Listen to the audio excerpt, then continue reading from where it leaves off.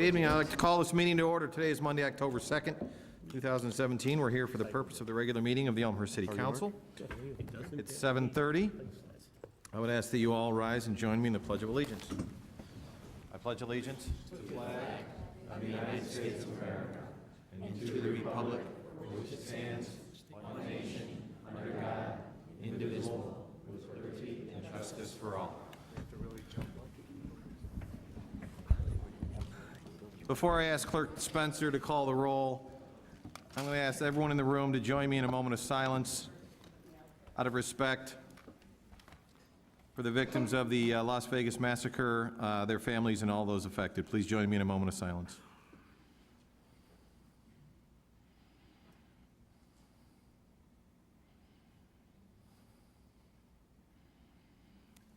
Thank you. Our prayers are with all of them. Clerk Spencer, roll call, please. Honquist. Here. Kennedy. Here. Mulliner. Absent. Brennan. Here. Sabatino. Here. Deuter. Dunn. Here. Leader. Here. Polumsky. Here. Graham. Here. Toledo. Here.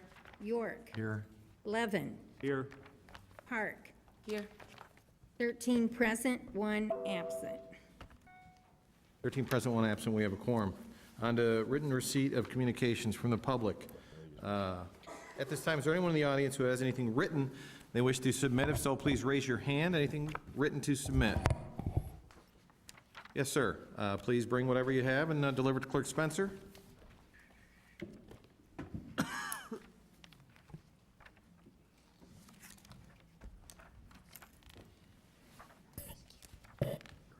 Okay, anyone else? No, you'll get to speak, sorry. Nope, not necessary.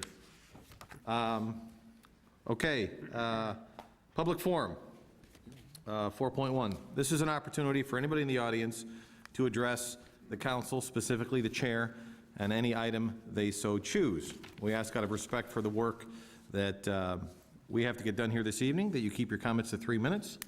And out of respect for other folks who may want to speak, we ask that you keep your comments to 3 minutes. I'll keep time. If you go over your 3 minutes, I'll give you a gentle reminder.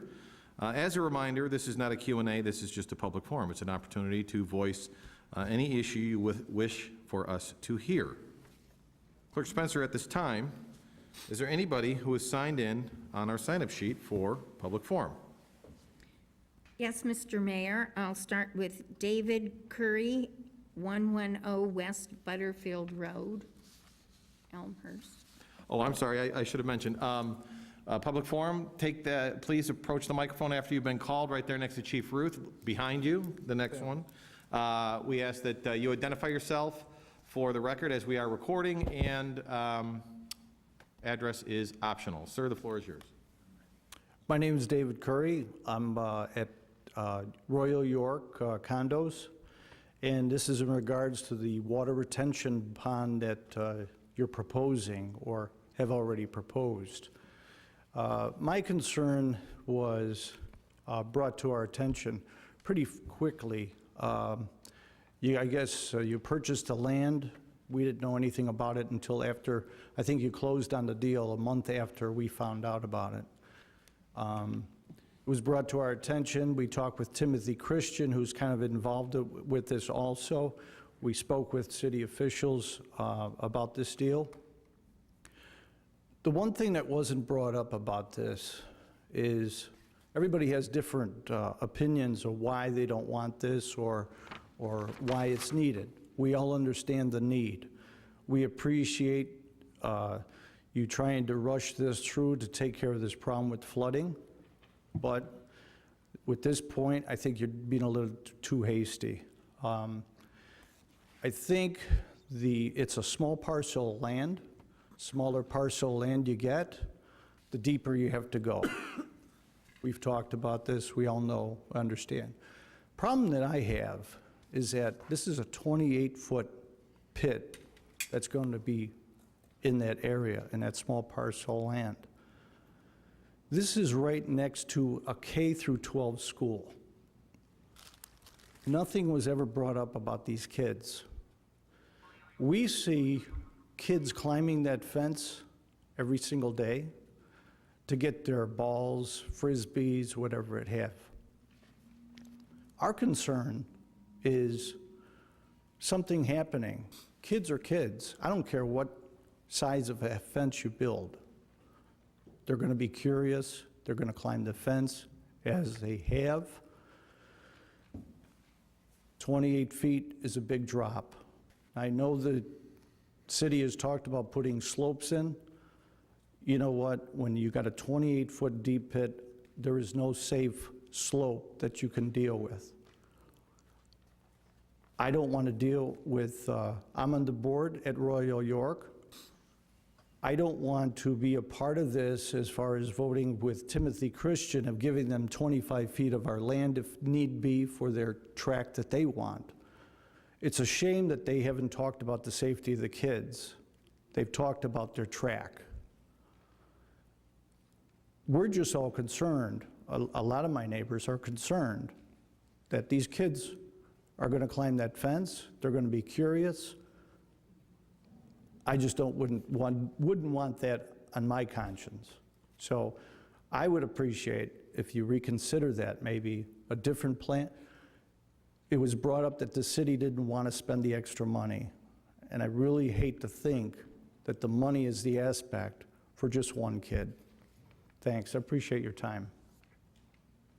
Robert Bauer, 110 West Butterfield Road.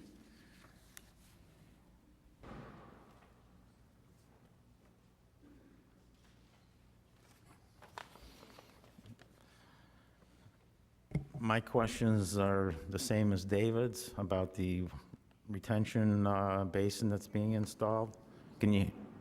Robert Bauer, B-A-U-R, Bauer. I live at 110 West Butterfield, Elmhurst, Illinois. My phone number is 708-912-1294. Feel free to call me. First, why haven't the people in our royal condominiums been notified of this project many months ago? I just found out about it a month or two ago. Well, that's not fair. The only information I can find on any of your websites is on the front porch, something you send out to everybody. We just got it in the fall. It says that the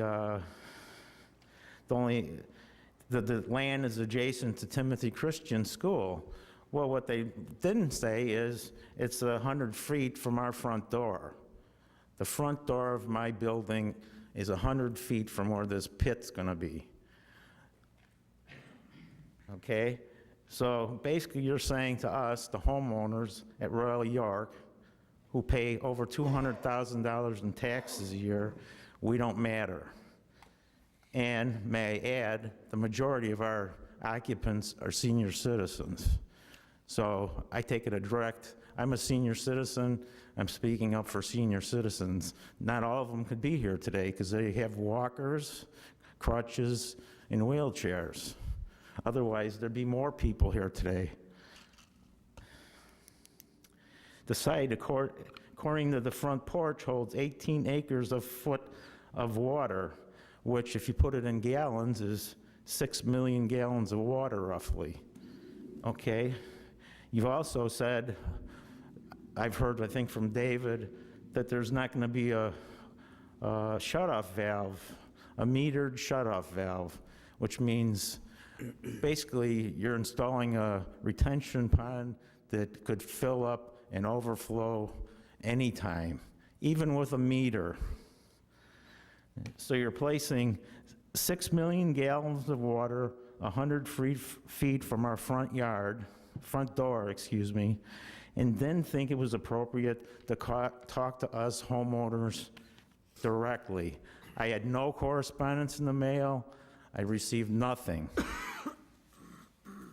So the big question is, when, not if, the water retention site overflows with or without a meter, who will pay for the destruction of our building? That's my question, okay? And I lived in Hillside for 40 years. At the end of my block had a retention pond that was probably 30 times as big as this one. It overfilled 5 times. So it happens. Believe me, it happens. And then 50 homes had 8 foot of water. So if you want a Houston over in Elmhurst here, then keep up with this. But the next step, if you guys continue, would be us to contact, I already have somebody in mind that would love to take this case and restrain you from doing this. It's a violation of, this might as well been the Health Care Act. And this is the skinny bill. You Sir, tried to jump it through. You're over your 3 minutes. I'd ask you to Okay, wrap up your thanks. comments, please.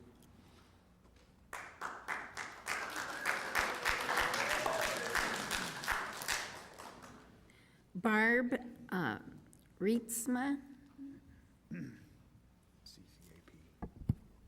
Hello, I'm Barbara Reitsma, and I live at the Royal York Condos also. And basically, I am making a plea for you to reconsider our proposal to swap the land that Royal York owns, which is off in the back of our property behind our garages, for the land that the city owns, which is located where our homeowners look at it out of our windows and from our balconies. This is directly what we see looking out of our windows and from our balconies. And there are many reasons, but among the many reasons that we would like to see this stormwater retention site moved is the fact that we see a strong possibility that we will not be able to rent parking from the church next to us forever. At this present time, we rent parking from them for some of our residents. And if we would be able to swap this land, that would give us the ability to take care of those parking problems that we see coming up. And it would also give us the ability to make a really nice green space that would be much more attractive and would enhance our property values rather than devalue our property, which is what we feel will be happening with this project. And I'm sure that a nice green space with some nice attractive landscaping would be much more desirable to our residents than looking at a 28-foot deep hole, which may have standing water in it. Now, we truly do want to be good neighbors, but we also want our needs and our desires to be considered also. Thank you very much for listening and for the good work that you do.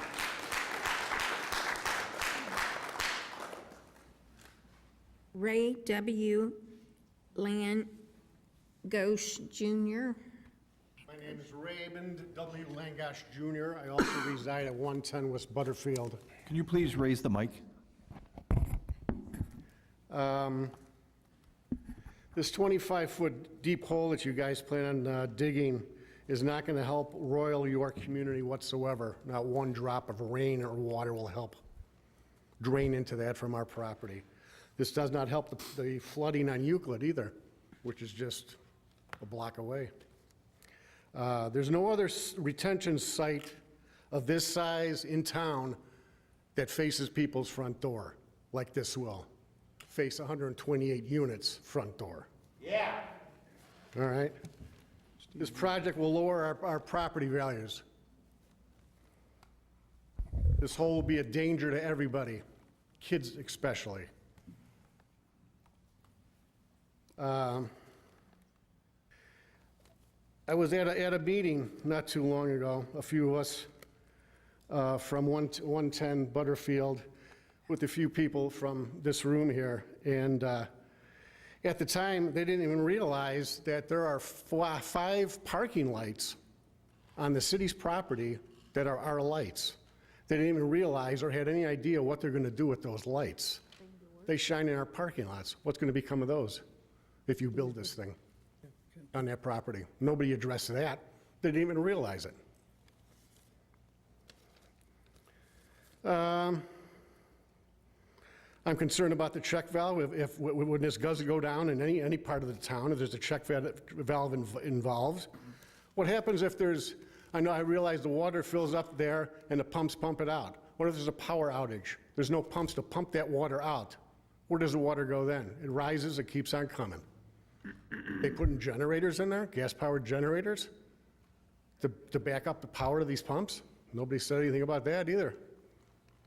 Thanks.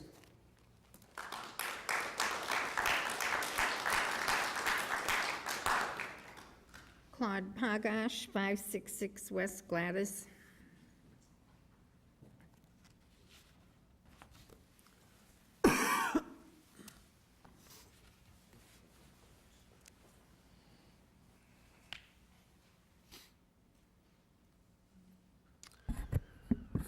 Claude Pocket, 566 West Gladys.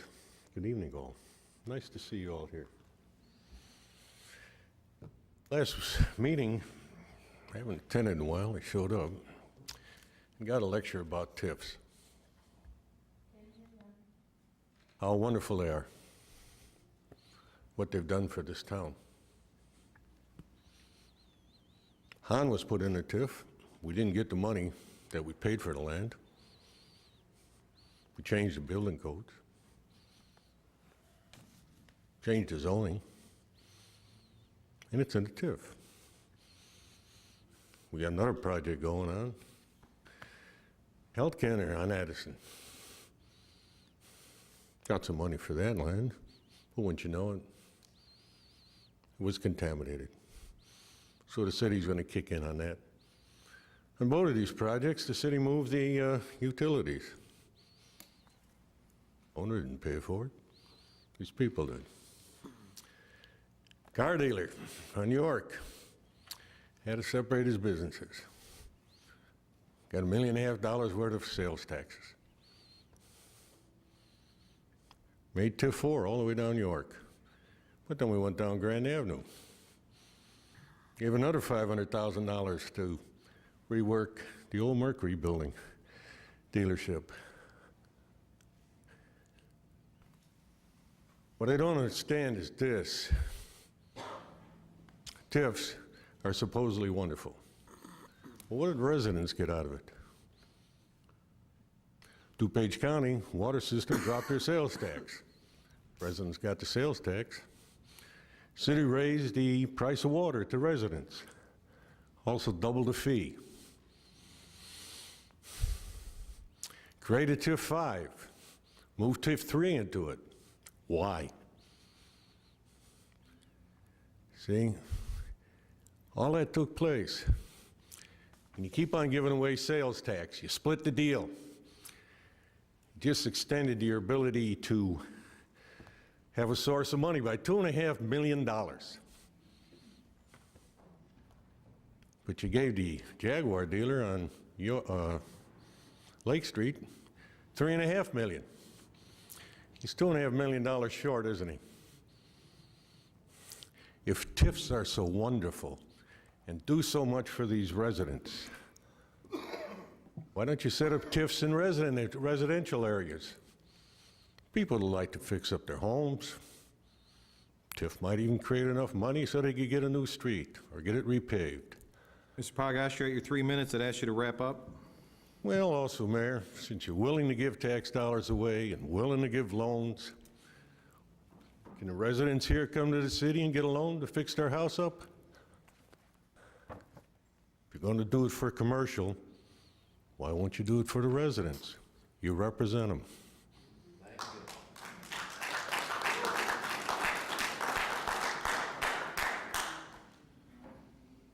Ben Silver, Is that the last one? last one.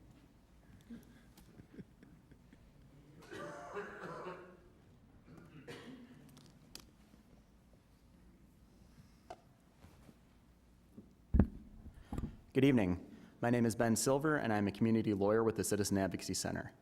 I spoke at the September 5th City Council meeting regarding Elmhurst Extended Care Center's application for conditional use to expand its current facility onto 2 residential lots between single-family homes on Fremont Avenue.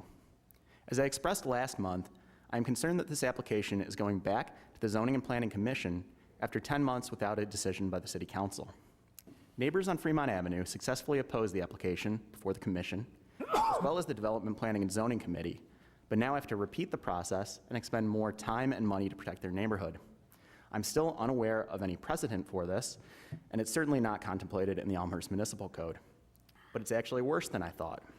I was shocked to learn that the city is not treating this as a new application, complete with new hearing, as city officials first conveyed to Fremont Avenue residents in August. Rather, the old application returns to the Commission as a continuation of the case. This is a further advantage for the applicant and a further impediment for the opposing Fremont Avenue residents. While the applicant will be provided the benefit of using most of its original application and testimony, much of the Fremont residents' testimony, including testimony from paid experts, may need to be repeated at great monetary and time cost to the residents. Additionally, it's unclear if the notice requirements associated with the new application are in effect. If you have the document that I handed out earlier in front of you, I'm not sure if you do, but it's pictures I took this afternoon that show the lots in question, as well as the signs providing notice for a hearing. Until at least last Friday, the signs reflected the original February hearing date. Now they say Tuesday, October 15th, which is not the correct date. The hearing is scheduled for Tuesday, October 17th. The deadline for posting notice has passed. Fremont Avenue residents who will be directly affected by this application are left to learn the correct date of the hearing by their own devices. The notice requirements for zoning hearings are a critical means of procedural protection for Elmhurst residents. It is beyond harmful to sidestep that requirement. Already, the city has pulled back a committee report that would have led to a final decision in the neighborhood, kept these residents in the dark for 3 months following EECC's legal threat, communicated privately with the developer's attorney during that time, and provided extraordinary assistance to the applicant by allowing them to take another bite at the apple at the commission level. The cards usually is stacked against residents in this process, but this is beyond usually. The city is bending over backwards to accommodate a seemingly litigious developer to the detriment of Elmhurst residents. I hope this council rethinks the process, makes sure it's assisting residents at least as much as it assists the developer, and keeps this outrageous procedural stance in mind when the case finally comes up for a vote after more than a year of deliberation. Thank you.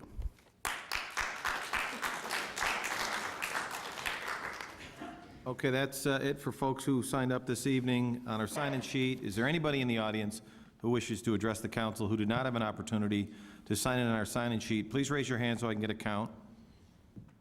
I see 2, 3. I see 3. I'm going to start on my left, the lady in the gray sweatshirt. Same rules apply. Please identify yourself when you get to the microphone.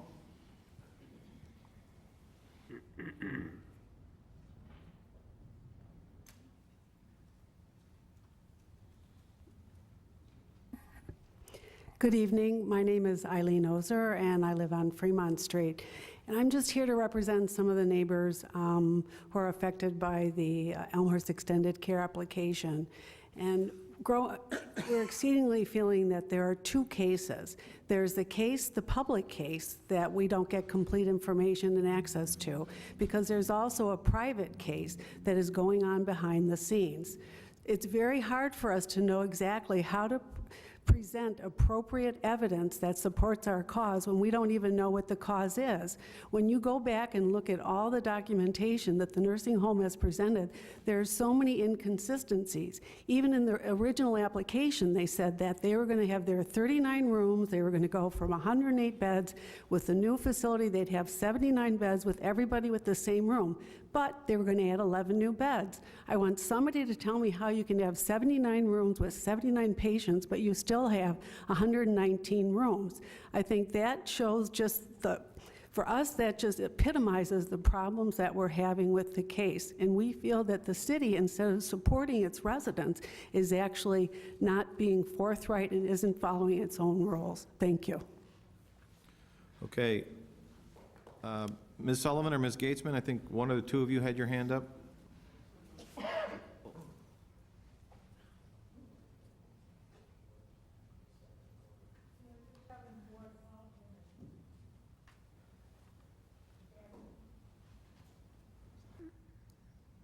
Julie Gatesman, 886 Parkside.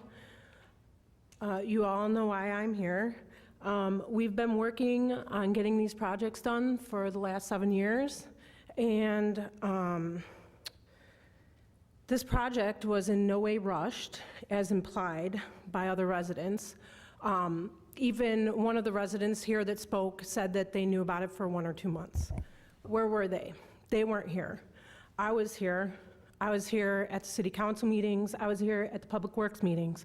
If it was very important to you, I would have appreciated if you guys would have joined in and spoke to us and let us know your thoughts before the last minute. The land was bought from Messiah Lutheran, so it really doesn't have anything to do with Royal York, them wanting to switch lots or whatever they want to do now. This project is going to help 220 homes. It's a huge project. You know, we've been in negotiations with the school board for 2 years with this project, and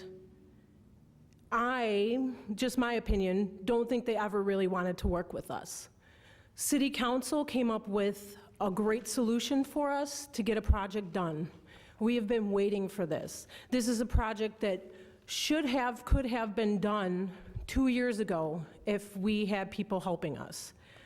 We have a plan. Please don't delay anymore. It's bad enough that we're going to have to wait into the spring to get the project going. This is very important. Please don't delay. Thank you. Anyone else wishes to address council? Ms. Sullivan.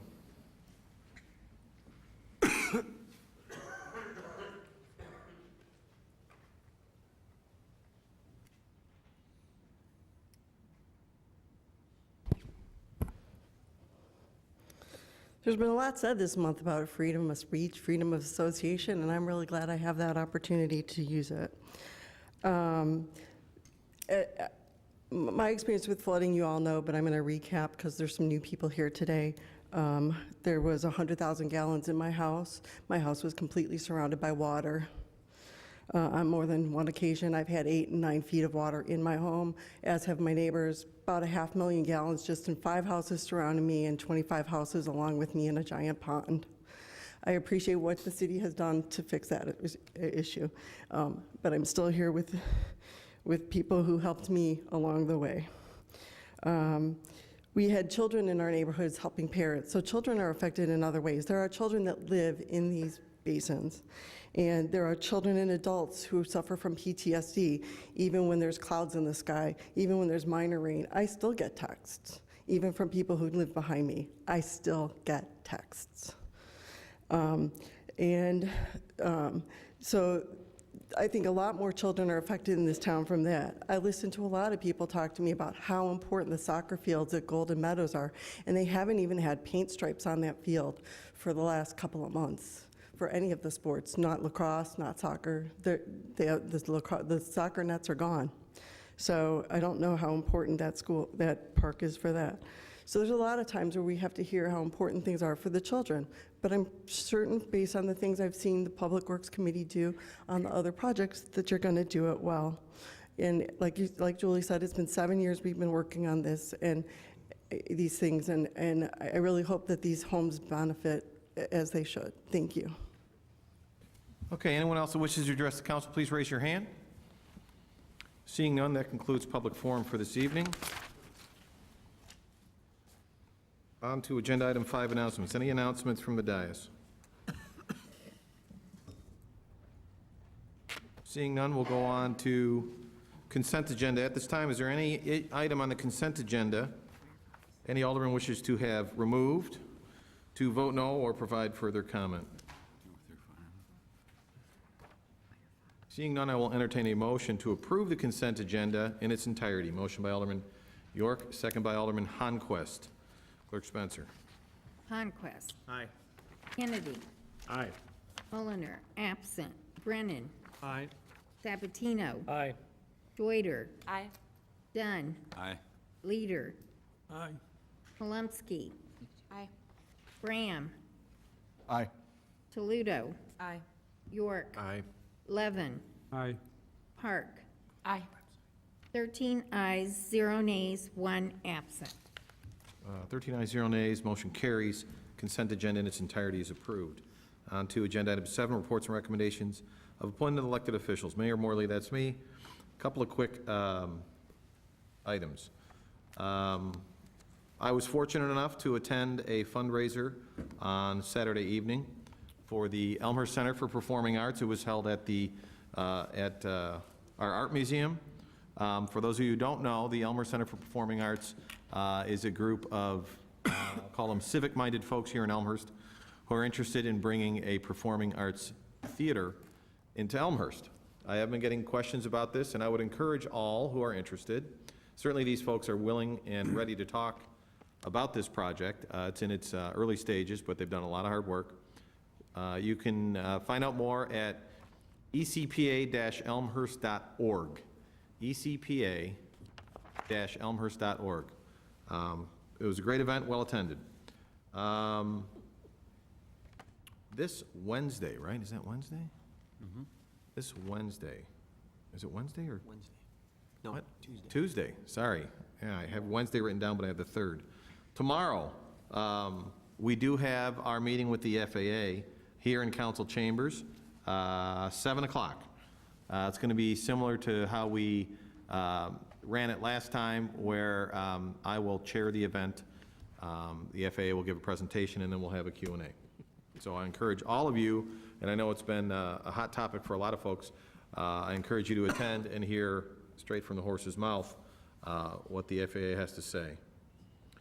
Last, a bit of good news. As council's aware, the city of Elmhurst is members of the DuPage Mayors and Managers group. It's all the municipalities in DuPage. And for the last 4 years, they have held an innovation award. And I'm happy to say that the city of Elmhurst has won the Innovation Award. That we've won 2 out of the last 4 years. Specifically, we won the award for the ALS Rapid Response Vehicle that we put into place. So I want to certainly thank staff.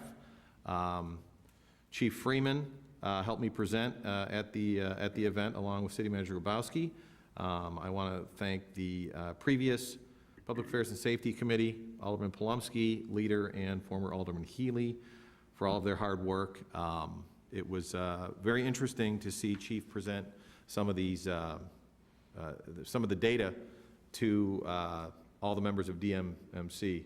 It went over very well, and although we're not supposed to know what the vote count was, we were told it wasn't even close. So I congratulate everybody who worked on that, and glad we have that in place. City Manager Grabowski. One item tonight, thank you. At your desk tonight was the capital expenditure budget. But fear not, we're not going to review that tonight. So if you want to call in sick on the 16th, that'll be the night that I do review that with the council. It gives you a couple weeks to take a look at it. If you have questions before then, please contact me or Tom Terzine or Howard if they're directly related to public works stuff. Okay, other reports. Alderman Dunn. Yes, thank you, Mr. Mayor. I just wanted to give a quick update on a meeting that City Manager Grabowski and I had with folks from the CDA and the ONCC. So we had Aaron Freeman, who's the Deputy Commissioner for Environmental Issues for the Chicago Department of Aviation last Thursday morning, and also Jeanette Camacho, who's the Executive Director of the OHare Noise Compatibility Commission. It was a fairly open meeting, and they were there to answer any question we had and give us a lot of background on OHare, and I found it to be very productive and informative. Just a couple things that we covered. There's been some interest in the Fly Quiet ad hoc committee. That's part of the ONCC, and the proposal is to make that a permanent committee within the ONCC.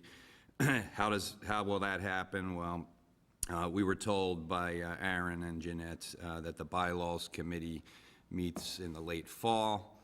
That will probably take a few meetings, and they should seat that new committee in sometime in the first quarter of 2018. And in order to get on it, we'd have to express our interest and let the executive director know that we would like to be on that. So we'll pursue that to have a representation on that subcommittee. Some questions on test 3. We have 2 weeks left of test 3 of the runway rotation program. And this past week, we had our runways were part of the planned rotation in terms of the landing, but we weren't really that impacted this past week. If you look at the Sunday the 24th, early morning hours through Friday last week, we didn't have any landings at all on 4R, 22L. It was generally a westerly flow, I'm assuming because of the weather. However, on Saturday, early morning, we did have 20 flights that landed on that particular runway. So pretty good week last week in terms of not using the runway that was planned. So what comes next? There is the runway rotation will end in 2 weeks, and it'll go back to the standard fly quiet plan, and that will the test 3 will end, as I said, in 2 weeks. There'll be a report generated probably by mid-November, and that will start the efforts rolling on the interim rotation, which is probably going to go on for 2 years. And the reason that is looked at for going on for 2 years is in the spring of 2020, the OMP build-out, the OHare modernization program build-out, it will be completed, and then a permanent plan can be undertaken. What has to happen is the CDA needs to do an environmental impact study after this test 3 is over. That takes 6 months, so we probably wouldn't get any type of new rotation until middle of next year. So we're looking at a 2-year rotation, if that, an interim rotation. There was some questions on noise monitors. Some of our residents and myself were interested in those. There's a lot of them scattered throughout the area surrounding OHare. And there are mobile monitors, and we've informally requested to have one. I think we're next on the list. We've been asked to identify a location to put that. So City Manager Grabowski is working with staff on finding a secure location that's a public location to put that noise monitor. And they also mentioned about the data collection, again, really stressing surveys, completing surveys, and they will be utilizing that information from the surveys for this interim plan that is intended to take place for the next 2 years. They shared with us a map of some of the schools in the area, and wasn't aware until we met with the CDA, but we have 7 schools in Elmhurst that were soundproofed under the Fly Quiet ONCC funding source, and that was a little while ago, but there was, in fact, quite a few schools that benefited from that in Elmhurst, generally on the north side of town.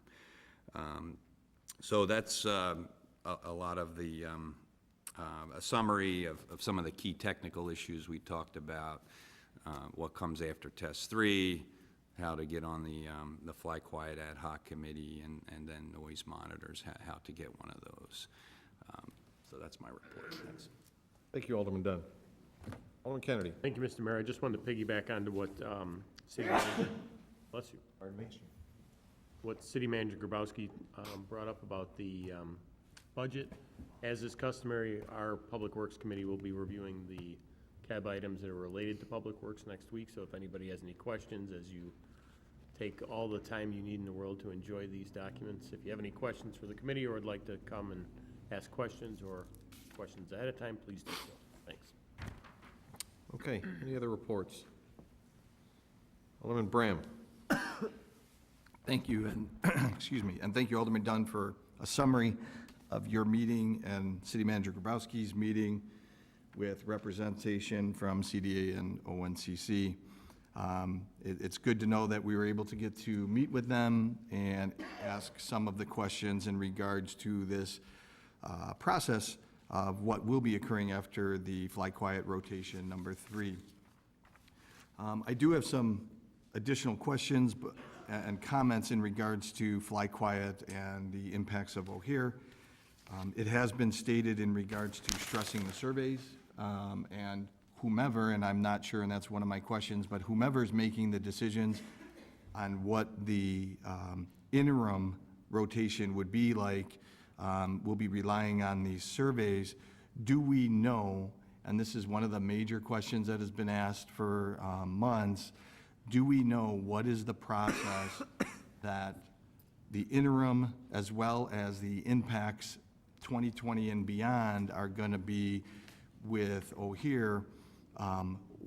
What's going to be utilized and who's making those decisions and in what order? The ONCC itself, as you well know, is made up of many, many committees, one of which met this morning, and I'm not aware if anybody was able to attend this morning's ONCC Executive Committee meeting.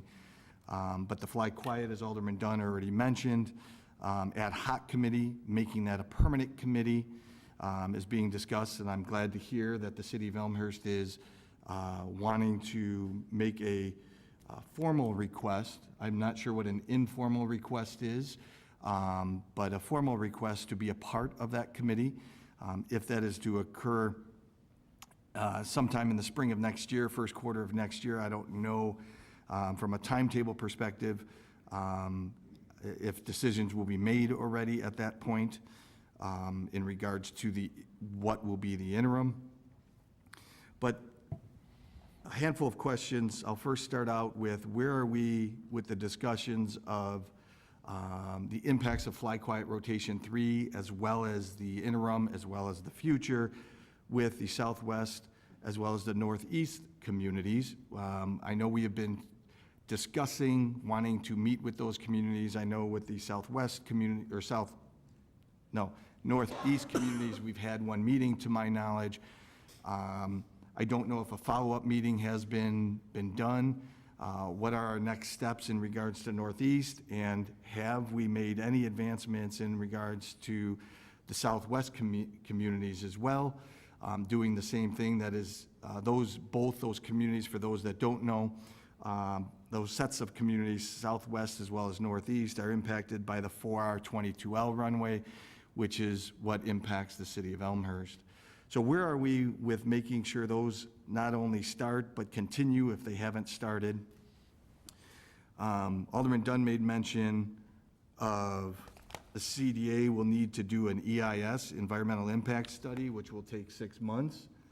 I'm not sure what they're doing and what that would be done on, since they've already done an EIS on OMP overall. So what will they be doing an EIS on? Will it be all the rotations? Will it be one of the rotations? How is this fitting into the timetable as well? And then I'll just reiterate that third question, and the third question is process related. Who and how and what is the timetable for making the decision on what this interim Fly Quiet is going to look like? It's been asked publicly at ONCC meetings here at City Hall, and to my knowledge, there's no answer of what the process is going to be to make sure we understand as the public, as well as the elected, on how this decision's going to be made. So those are the three big questions in regards to OHare. Before I ask the city manager, Alderman Dunn, do you have anything to add on specifically maybe the EIS study? In any meetings you were at, did they discuss what that was going to entail? Well, it is an incremental study built on what was already discovered in the original environmental impacts study, and what was conveyed to us was the incremental changes that are being made will be studied, and that will, according to the representative from the CDA, take 6 months. So it's a fairly involved study, and as we were informed by the CDA representative, he works a lot of other issues, not just ONCC. So it will take that long. And you know what? The longer the better, to tell you the truth, because that just eats into the interim time, and is probably to our benefit. So if they want to take longer than 6 months, I think it's to our benefit. As far as the aligning with other communities, I think you can tell there's been a lot of activity in terms of various meetings that we've held and information that's been gathered. That is something that continues to be worked, but we had other more pressing groups to meet with, those being the CDA, the ONCC, and the FAA. But I think we'll have something with those surrounding communities in the very near future. I know City Manager Grabowski's been working on that issue. And I know that from my personal experience in talking with Congressman Quigley, he did not have an answer, our Congressman Mike Quigley, about who makes the decision on any, what I'll call permanent rotation for the next 2 years. Have you gotten any indication of who would make those decisions? Alderman Dunn? Well, the CDA will be the one that's doing the report and making those recommendations. Okay. So we would feed our preferences into that group, or actually that person that's really the one writing the report. So we know who that is, and we know what information he's looking for. So I think we can provide him the information that would be helpful for him to make decisions that might be favorable to Elmhurst. Okay. Alderman Bram? Thank you. Thank you, Alderman Dunn, for responding to those two. That last bit of information is different than what I've heard from previous Fly Quiet, but it doesn't seem to me that anybody that I've spoken with really has a good understanding of what that process is. My understanding was that the ONCC Fly Quiet Ad Hoc would make a recommendation to ONCC Committee. ONCC Committee would make that recommendation to CDA. CDA would pass it to the FAA, and they would obviously be the final ruler. But with all that said, from what I was told was the FAA and the CDA already, I would say, pseudo-approved the current 3 different rotations.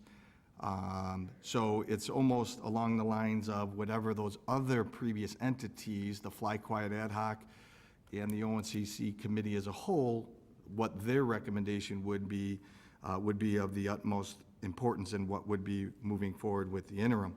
One of the questions I asked at the last Fly Quiet Committee was in regards to when I was asked by one of the members of the Ad Hoc Fly Quiet Committee of what I would think would be the solution here. My personal opinion would be it would be what I called that day as a Frankenstein version of all three of the rotations, so not one of them selected in its entirety. As I said that, some on the Fly Quiet ad hoc nodded their head up and down yes, and some nodded their head right and left no. So I'm confused, is the options one of those three that we have endured over the past months on end? The rotation 1, 2, or 3? Could it be a combination thereof?